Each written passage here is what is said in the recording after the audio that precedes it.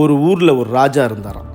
இப்படி துவங்குற ராஜாக்களின் சாதனை கதைகளை தான் நம்ம இத்தனை வருஷமாக கேட்டிருப்போம். ஆனால் நாம் இன்னைக்கு கேட்க போகிறது ஒரு சாதாரண மனிதனின் சாதனை கதை. திரு ஆறுமுகம் பத்மநாதன் 1955 ஆண்டு பிப்ரவரி 27 இலங்கையின் கண்டியில் உள்ள உலப்பனையில் பிறந்தவர். தன் பெற்றோருக்கு 10வது பிள்ளையாய் பிறந்ததால் பத்மநாதன் என பெயரும் பெற்றார். ஏழை வீட்டு பிள்ளையாய் பிறந்ததால் பள்ளி செல்லும் போது அதிகாலை 3 மணிக்கு எழுந்து தன் தாயாருக்கு தோசை சுடுவதற்கு உதவி செய்து அவர் சுட்டெடுக்கும் 25 தோசைகளை அருகில் இருக்கும் கடைகளுக்கு கொடுத்துவிட்டுதான் பள்ளி செல்வது திரு ஆறுமுகம் பத்மநாதனின் வழக்கம். சிறுவயதில் பள்ளிக்கூடம் செல்லும் போது கால்களில் அணிய செருப்பு இல்லை. 4 கிலோமீட்டர்களுக்கு மேல் நடந்துதான் செல்ல வேண்டும். நடுவே ஆற்றை வேறு கடக்க வேண்டும். தோளில் புத்தக பைகளை சுமந்து கொண்டு உடன் வரும் சித்தப்பன் பிள்ளைகளையும் மற்ற பிள்ளைகளையும் பத்திரமாக கடந்து அழைத்து செல்ல வேண்டும். உலப்பனை முஸ்லிம் மகா வித்யாலயத்தில் படித்தார். அரசு பள்ளி என்பதால் தினமும் உண்ண பன் கிடைக்கும். பசியின் பிடி அந்த பன் சாப்பிடவே பள்ளிக்கு செல்வார். கல்வி கற்கை நெறிக்கு போதிய வழிகாட்டல் இல்லாததால் ஏட்டு படிப்பு 8ஆம் வகுப்போடு முடிவுக்கு வந்தது. தினந்தோறும் பள்ளி முடிந்ததும் அப்பாவின் சில்லறை வியாபார கடையில் உதவியாக இருப்பார். தினமும் அவரது தந்தை 2 ராத்தல் பான் வீட்டுக்கு இரவு உணவாக கொண்டு வருவார். அதில் வீட்டிலுள்ள ஒவ்வொருவருக்கும் 1/4 ராத்தல் பான் கிடைக்கும். எவ்வளவு பசித்தாலும் அந்த 1/4 ராத்தல் தான். அதற்கு மேல் பசித்தால் உணவு இருக்காது. தண்ணீர் குடித்துவிட்டு உறங்கிவிட வேண்டும். ஆம், பசி அவர்களை சாப்பிட்டு கொண்டிருந்த காலம் அது.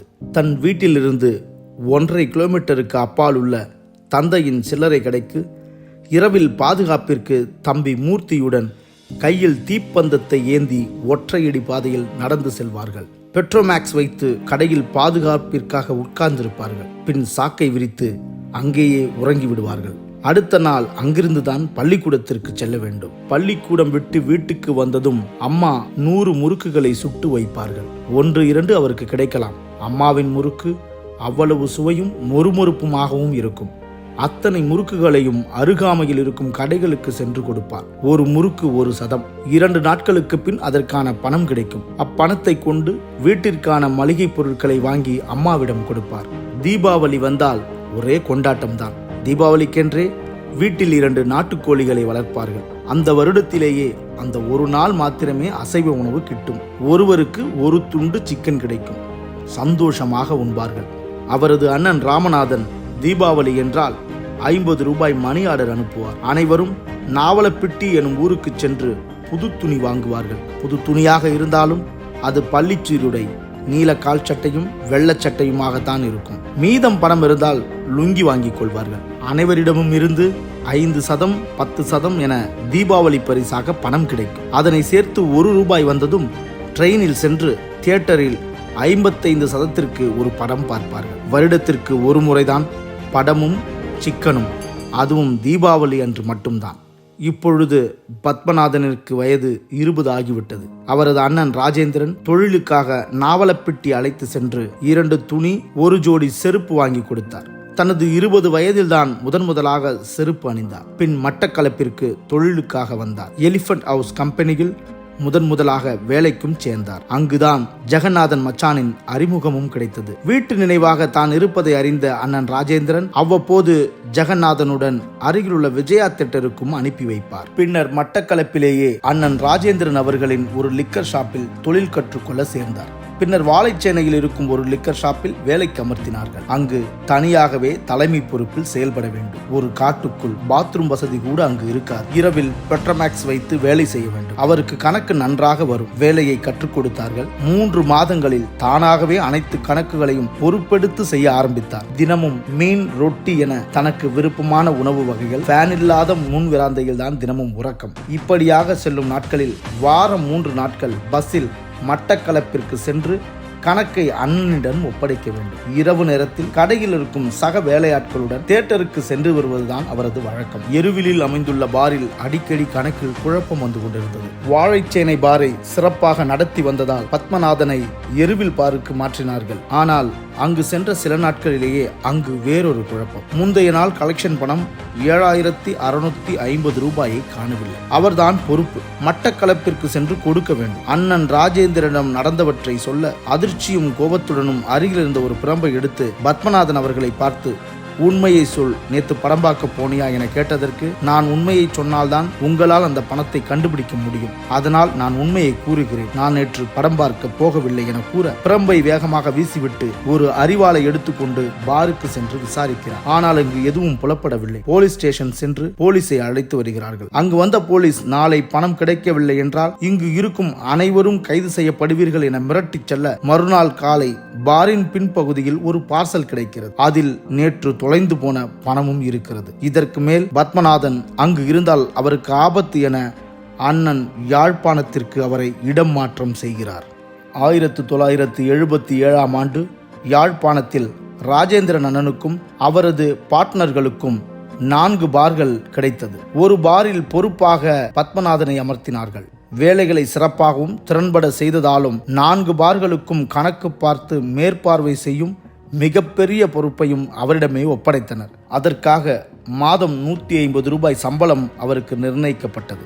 தினமும் காலை உணவு 25% கால்ராத்தல் பானும் 15% முட்டையும், தோசையும் இடியாப்பமும் கட்டுப்படி ஆகாது.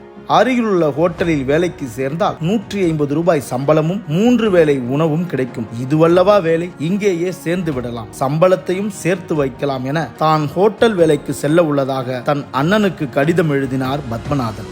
ஆனால் அண்ணன் அனுப்பிய பதில் கடிதத்தில், உனக்கு மாதம் 150 ரூபாய் பாரிலிருந்தும் 250 ரூபாய் கம்பெனியில் இருந்தும் மொத்தமாக 400 ரூபாய் சம்பளம் என பதில் வந்தது. அந்த வருடம் டெண்டர் முடிந்தது. மறுபடியும் மட்டக்களப்பிற்கு சென்றார். 1978ஆம் ஆண்டு வந்தாறு மூளை மில்லில் அண்ணனும் ஒரு பங்குதாரர். அங்கு பத்மநாதனிற்கு கணக்கு பிள்ளை வேலை கிடைத்தது. 500 ரூபாய் சம்பளம், 3 வேளையும் உணவு, தங்குமிடமும் உண்டு. வேலையும் இலகு. மில் கணக்கு வேலை தவிர பகுதி நேரமாக சிறு தொழில் செய்பவர்களிடமிருந்து இடித்த அவளை வாங்கி அதனை மொத்த வியாபாரிகளுக்கு கொடுத்து ஒரு கொத்துக்கு 50% லாபம் பார்த்து விடுவார். அதே மில்லில் கோழிகளையும் வளர்த்தார். மில்லில் கழிவாக கிடைக்கும் தானியங்களே அதற்கு நல்ல உணவு. முடிந்தவரை தன்னை சுற்றி கிடைக்கும் அத்தனையும் வியாபாரமாக மாற்றினார். அதன் மூலம் 10,000 ரூபாய் வரை சேமித்தார். 1979இல் மட்டக்களப்பில் அண்ணனும் சக பங்குதாரர்களும் ராஜா சில்க்ஸ் ஹவுஸை எடுத்து நடத்தினர். அங்கு அவரை கேஷியராக அமர்த்தினர். 500 ரூபாய் சம்பளம், ஒரு பங்காளர் 50,000 ரூபாய் பங்கு தொகையாக கொடுக்க வேண்டும். ராஜேந்திரன் அண்ணன் அவர்கள் 40,000 ரூபாயும் திரு பத்மநாபன் அவர்கள் 10,000 சேர்த்து 50,000 கொடுத்தனர். தன் தோளுக்கு தோளாக தோழனாகவே மாறிப்போன தன் தம்பியும் உயர வேண்டும் என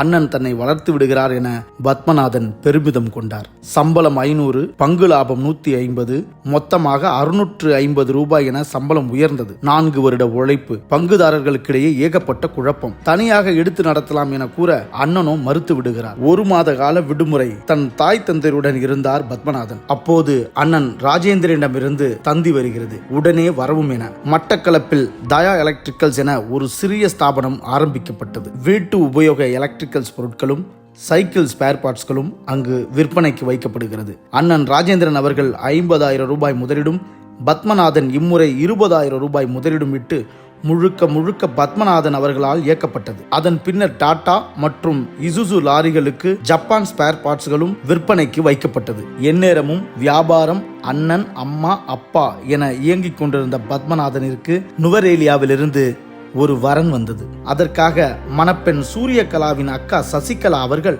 தயா எலக்ட்ரிக்கல்ஸிற்கு நேரில் வந்து பத்மநாதனை வேவு பார்த்து விட்டு சென்றார். தயா எலக்ட்ரிக்கல்ஸில் பெரிய வாகனங்களுக்கான ஸ்பேர் பார்ட்ஸ் நல்ல வியாபாரமாக ஆரம்பித்தவுடன் எலக்ட்ரிக்கல்ஸ் அண்ட் சைக்கிள் ஸ்பேர் பார்ட்ஸ்கள் விற்பனையை குறைத்து வாகனங்களின் ஸ்பேர் பார்ட்ஸ் ஸ்டாக்கை அதிகரித்து 1983ஆம் ஆண்டு எலிபென்ட் ஹவுஸ் ஸ்டோர் மற்றும் தயா லிக்கர் ஷாப் இருக்கும் தரன் பில்டிங்கில் முதலாக தயா மோட்டார்ஸ் நிறுவப்படுகிறது. பத்மநாதன் எனும் உழைப்பாளி முதலாக முதன்மை பங்காளராக பொறுப்பேற்கிறார். தன் 28 வயதில் வியாபாரத்தில் ஒரு நல்ல நிலைக்கு வந்தாகிவிட்டது. அடுத்தது என்ன?